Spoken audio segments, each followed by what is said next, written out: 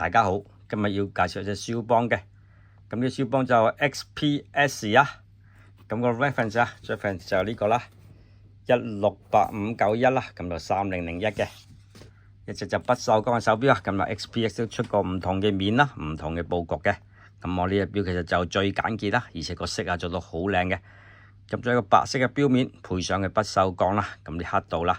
亦都係立體嘅銀色時錶，咁個時錶係做到好靚，好似係菱形啊，係一半嘅菱形咁啦。咁22點用咗阿拉伯數目字啊，咁個小秒針啊做喺6點位嘅，咁亦都係笠咗落去啊，好立體啊。咁就淨係見到就15、30、45、60嘅啫。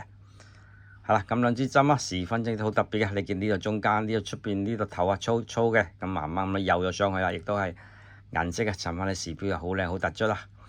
咁啊，上隻錶其實以簡潔為主啊，簡潔得嚟又非常之高貴啦。咁就你見 LUC 槽牌上面啦，咁啊 chronometer 嘅一個就拋光打磨嘅呢個啤數啊，個啤數亦都係做到好靚啊，好立體感啊。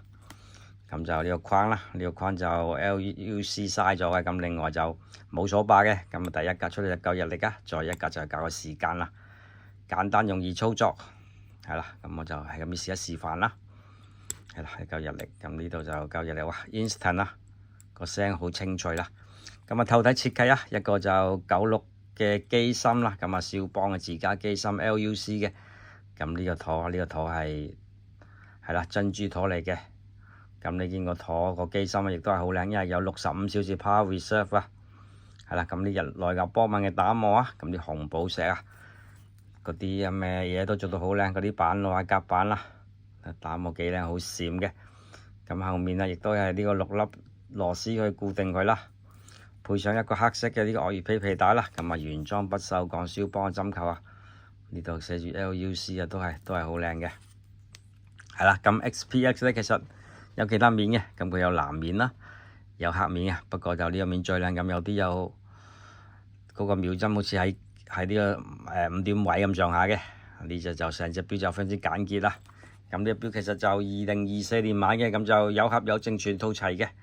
咁啲天文台證書啊，全部都有嘅。咁有幾張證啦，我都俾搞到暈陀陀啊！嗱，3張啊 ，certificate 加個 chronometer， 有一隻肖邦出嘅。咁另外啦，呢本就書啦 ，LUC 槽牌啦，咁就非常之厚啊。咁因為佢唔同 model 嘅一本書就搞掂晒。另外個盒啊，呢個木盒嚟嘅，亦都非常之靚啊！呢個木盒睇下，大家睇下。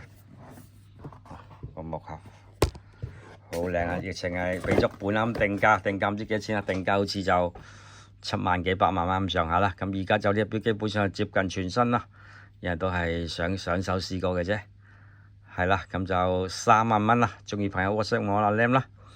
咁有你睇嘅名錶 TV，記得訂閱個頻道啦。下面留言支持俾 like 同埋分享俾朋友嘅，多謝各位。